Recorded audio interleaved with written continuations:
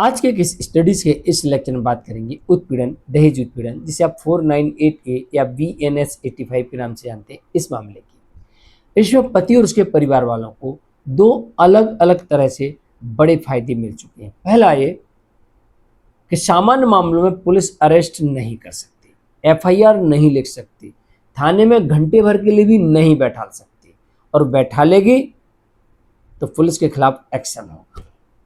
दूसरी तरफ पत्नी कोई भी आरोप लगा दे, कैसे भी आरोप लगा दे, अगर वो आरोप अस्पष्ट है, बिना सबूत के हैं, सामान्य है, तो ऐसी स्थिति में पति के परिवार के लोगों को, पति के रिश्तेदारों को अरेस्ट नहीं किया जाएगा। अगर किया जाएगा तो उन्हें इस केस से कोर्ट हटा देगी। अगर FIR में नाम है तो उनके नाम हटा दिए जाएंगे, उन्हें इस केस का भाग नहीं बनाया जा सकता। ऐसे भी जजमेंट देखने को मिल रहे हैं। तो चलिए आज के इस स्टडीज के इस लेक्चर में डिटेल में बात करेंगे कि पति को दो तरफ से फायदा जो मिलता है दहेज उत्पीड़न के मामले में किन कारणों से मिलता है और कोर्ट ने क्या कहा, और अलग अलग कोर्ट के जजमेंट के माध्यम से आपके समक्ष स्पष्ट करने का प्रयास करेंगे। नंबर 1, पहली फुर्सत में तो कोर्ट ने यह कहा कि जहां पर कोई गंभीर अपराध ना घटा हो, जैसे पत्नी का ना सिर फूटा है, ना लठ मारे उसको, ना हाथ पैर टूटा है, ना बंदूक चली है, ना बम फूटा है, ऐसा कुछ नहीं है। आमतौर पर जो परिवार में छोटी मोटी लड़ाई झगड़े होते हैं, विवाद होते हैं, मैं तू तू होती है, गाली गलौज होती है, यही हुआ, पत्नी ने जाके शिकायत कर दी। तो इस आधार पर पुलिस को ये करना चाहिए, कोर्ट के अकॉर्डिंग कोर्ट ने ये कहा कि पुलिस को ये करना चाहिए कि उन्हें पहले मेडिसिन सेंटर भेजा जाए, वहाँ बात ना बने तो आप इंक्वायरी में लें, और जब इंक्वायरी में ऐसा प्रतीत हो जाए जांच में कि भाई ये लोग दोस्ती हैं, तो इनके खिलाफ अरेस्टिंग की जाए, कार्रवाई की जाए, जो भी वैधानिक कार्रवाई है वो आगे बढ़ाई जाए। अगर जांच में ये पाया जाता है कि आरोप जो है अस्पष्ट हैं, बनावटी हैं, झूठे हैं, बिना सबूत के हैं, सामान्य मामला है, सामान्य आरोप है, सामान्य सबूत है, तो इसके आधार पर FIR नहीं लिखी जानी चाहिए। ऐसा ही कोर्ट का जजमेंट आया था, इसमें कहा गया था कि FIR ही नहीं लिखी जानी चाहिए, और लिखी गई तो उसको FR लग जाना चाहिए। अभी लेटेस्ट जजमेंट आया जिसमें ये देखने को मिला कि पत्नी ने शिकायत कर दी, सामान्य मामला था, तो पत्नी की शिकायत पर पति को पुलिस ने थाने में बैठा लिया।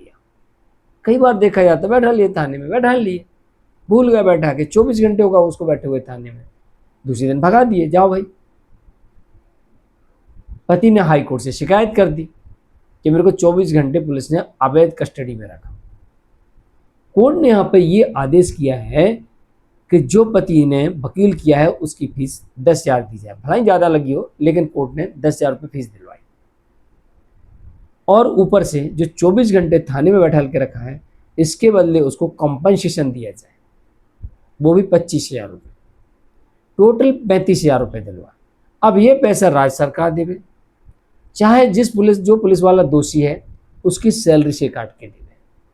खैर कोर्ट ने यह भी कहा कि दोषी पुलिस वाले की सैलरी से दिया जाए, और अगर किसी कारण से उसकी सैलरी से नहीं काट सकते तो राज्य शासन भरपाई करे, तो स्वाभाविक है वो अभी जॉब में है तो उसकी सैलरी से कटेगा।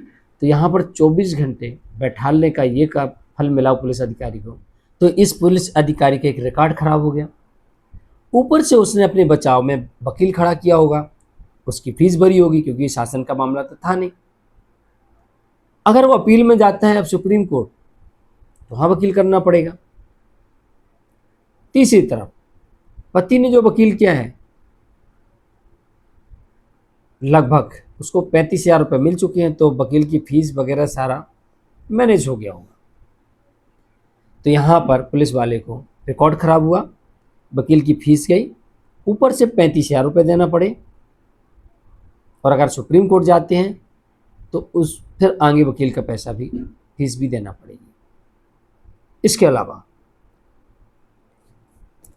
सुप्रीम कोर्ट के ऐसे कई जजमेंट आ चुके हैं जिनमें कहा गया है कि अस्पष्ट आरोप है, बिना सबूत के आरोप है, सामान्य आरोप है, तो खास तौर से पति को छोड़कर अन्य लोगों के ऊपर मामला नहीं चलाया जा सकता।